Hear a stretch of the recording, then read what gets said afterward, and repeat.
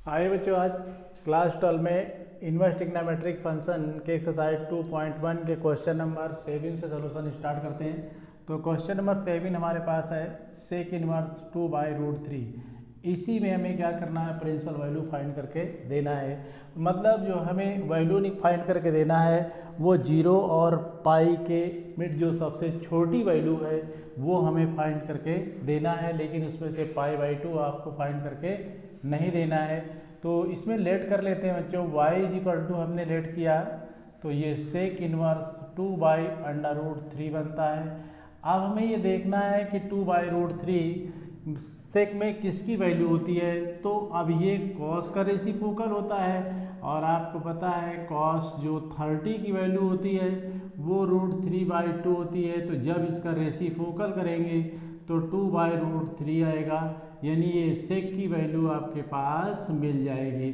तो सेक 30 की वैल्यू आपके पास 2/√3 कंप्लीट हो गई।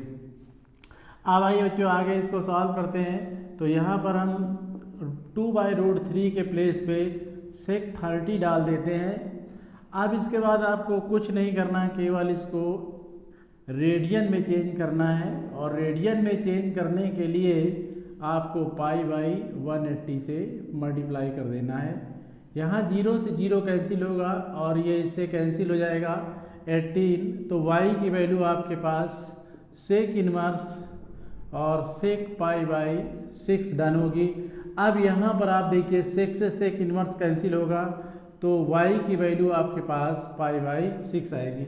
अब हमको ये देखना है कि ये π/6 जो हमारी रेंज थी उसमें है या नहीं। हमारी रेंज थी 0 से पाई, उसमें से π/2 माइनस करने के बाद हमारे पास π/2 तो वैसे भी नहीं आया। अब हम देखते हैं π/6 हमारा 0 और पाई के मिड है या नहीं। तो बिल्कुल 0 और पाई के मिड ही है हमारा ये π/6, इसलिए हम कह सकते हैं इस क्वेश्चन में प्रिंसिपल वैल्यू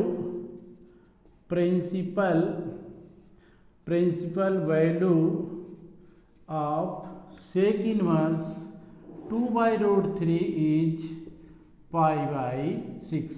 तो इस तरह से आपने देखा बच्चों कि इस क्वेश्चन को हमने किस तरह से डन किया। सबसे पहले हमें सेक इनवर्स यानी सेक 30 की वैल्यू नहीं पता थी, तो हम कॉस 30 की वैल्यू पहले फाइंड करते हैं और उसके बाद इसको आगे डन करते हैं। इस तरह से ये क्वेश्चन आपने डन किया। अब आइए बच्चों क्वेश्चन देखते हैं 18 क्वेश्चन हमारे पास क्या है। 18 में आपको कॉट के बारे में जानकारी करना है और वो क्वेश्चन हमारे पास जो 18 है वो कॉट इनवर्स में है। तो अब आपको कॉट के फार्मूले भी डन होंगे। तो हमारे पास जो 18 क्वेश्चन है बच्चों वो कॉट इनवर्स क्वेश्चन 8 हमारे पास आया y कॉट इनवर्स √3। ये क्वेश्चन है, इसमें आपको प्रिंसिपल वैल्यू फाइंड करके देना है। तो इसके लिए सबसे पहले देखते हैं बच्चों ये √3 कॉट में किसकी वैल्यू होती है। ये बात तो आपको अच्छी तरह से पता हो गया होगा कि ये 30 की वैल्यू होती है। मतलब कॉट 30 की जो वैल्यू होती है वो √3 होती है। इसका मतलब आप √3 के प्लेस पे डाल सकते हैं, वो भी क्या, कॉट 30। यहाँ तक आपको कोई प्रॉब्लम नहीं गई। अब आपको क्या करना है, इसमें से इस रेडियन में चेंज करना है। तो यहाँ पर कॉट इनवर्स कॉट 30 और रेडियन में चेंज करेंगे π/180 आएगा। 0 से 0 कैंसिल हो जाएगा तो 3 6 कैंसिल हुआ। y कॉट इनवर्स और यहाँ कॉट π/6 डन होगा। कॉट से कॉट इनवर्स कैंसिल हो जाएगा, इसके बाद y की वैल्यू आपके पास π/6 आएगी। तो इसमें भी वैल्यू आपके पास π/6 आ चुकी है। अब आपको करना क्या बच्चों, प्रिंसिपल वैल्यू आपको बताना था। तो principal value of cot inverse √3 is π/6। तो इस तरह से आपने क्या किया, क्वेश्चन नंबर 8 भी डन कर लिया। तो बहुत ही ईजी क्वेश्चन है बच्चों। अब हमें क्वेश्चन नंबर 9 की ओर चलना है।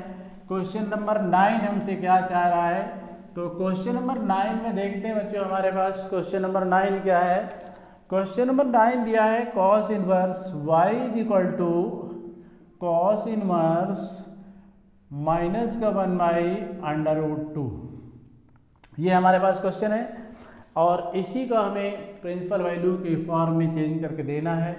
प्रिंसिपल वैल्यू का मतलब होता है जो हमारे पास रेंज होती है उसमें जो मिनिमम मतलब सबसे छोटी वैल्यू होती है वो हमको फाइंड करके देना होता है। तो आइए बच्चों इसको आगे सॉल्व करते हैं। तो यहाँ पर हमारे पास कॉस इनवर्स, अब यहाँ माइनस है लेकिन हमको पेवर वैल्यू रखना है पहले 1/√2 की। अब ये साइन 45 और कॉस 45 की वैल्यू हमारे पास 1/√2 होती है। तो यहाँ पर हम डाल सकते हैं बच्चों माइनस कॉस 45 ये डाल दिया। लेकिन अब जब तक ये माइनस रहेगा आप इसको कॉस इनवर्स से कैंसिल नहीं कर सकते, इसलिए अब आपको इस माइनस को ख़त्म करना ही होगा। तो अब इसको ख़त्म करने के दो रास्ते हैं, एक तो आपके पास फार्मूला है, दूसरी बात आप खुद ही चेंज कर सकते हैं। वो कैसे चेंज कर सकते हैं देखिए बच्चों, इसमें चेंज करने के लिए हमारे पास फार्मूला है cos 180 minus theta is equal to minus cos theta.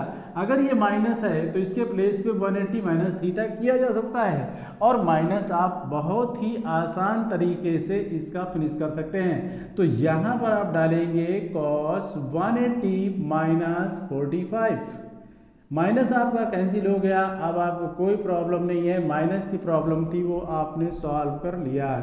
Cos inverse अब आप देखिए 180 में 45 माइनस करते हैं तो हमारे पास 135 डिग्री बनता है।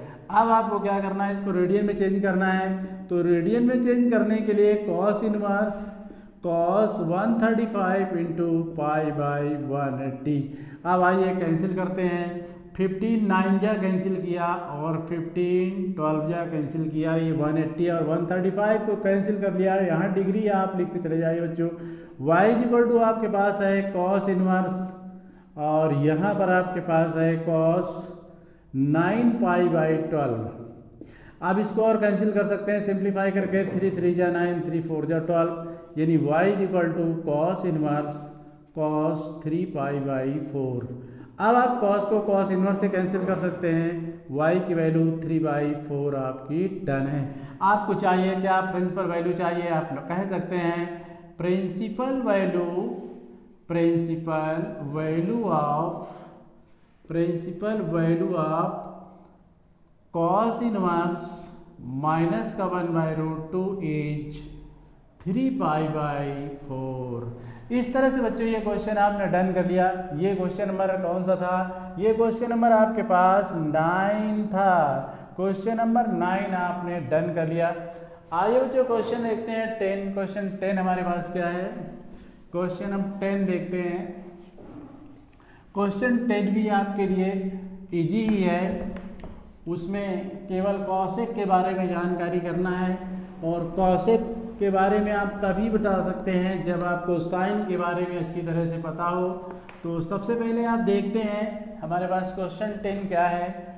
क्वेश्चन नंबर 10 हमारे पास है y equal to cosec inverse minus का √2। अब आप देखिए बच्चों यहाँ पर आपको कन्फर्म है कि ये साइन अगर हम 45 लेते तो इसकी वैल्यू हमारे पास 1/√2 होती। तो इसका मतलब साइन का रेसिप्रोकल कॉसेक होता है तो इसकी वैल्यू √2 होगी, वो भी 45 में, यानी कि √2 कॉसेक 45 की वैल्यू होगी। अब इसको क्या करेंगे, किस तरह से सॉल्व करेंगे। कॉसेक इनवर्स अब यहाँ पर माइनस ऑलरेडी चलता रहेगा और √2 के प्लेस पे आप डालेंगे कॉसेक 45। अब इस माइनस को फिर फिनिश करना है, तो माइनस को फिनिश करने के लिए अब आपके पास फिर एक रास्ता है, तो ये माइनस फिनिश होगा। तो अब आपको देखना क्या है, हमारी रेंज क्या है। यहाँ पर हमारी जो रेंज है कॉसेक की वो -π/2 से π/2 है। तो आप इसका मतलब -90 से 90 पर है। तो अब आप इसको सेकेंड क्वाड्रेंट में ले भी नहीं जा सकते, तो फिर आपको क्या करना होगा बच्चों, आपको करना होगा cosec minus theta is equal to minus cosec theta. इस फार्मूले के अकॉर्डिंग इस माइनस को अंदर ले जाना होगा और इस माइनस को अंदर ले जाने के बाद ही आप इसमें कुछ कर पाएंगे। तो क्योंकि अगर आप इस कॉसेक को सेकेंड क्वाड्रेंट में ले जाते हैं तो ये 90 से क्रॉस हो जाएगा और ऐसा आप कर नहीं सकते, तो इसका माइनस फिनिश करते हैं। तो y is equal to cosec inverse और यहाँ पर कॉसेक 180 माइनस 45, ये आपने चेंज कर दिया। इसको माइनस करते हैं, ये कॉसेक इनवर्स कॉसेक 135 डिग्री।